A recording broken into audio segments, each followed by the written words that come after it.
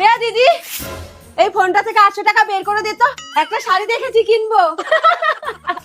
না, তোর মাথায় আর বুদ্ধি হবে না।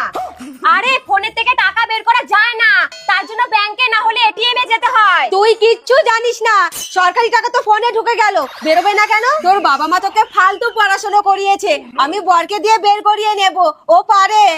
1 মিনিট, সরকারি টাকা মানে? আরে অন্নপূর্ণা ভান্ডারের টাকা এই ফোনে ঢুকে গেছে, পাশের বাড়ির সেন্টু কাকু বললো। কি বলছিস?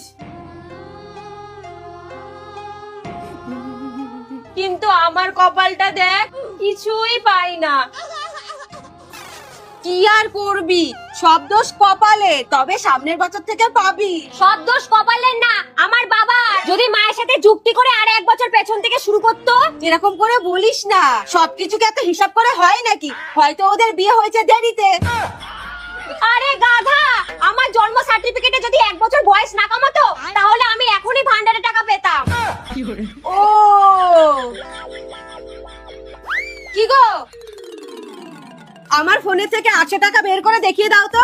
তোমার বৌদি বলছে ফোন থেকে নাকি টাকা বের করা যায় না। আরে এইসবের জন্য একটু পড়াশোনা জানতে হয়। যাও আমার হাতুড়িটা নিয়ে আসো।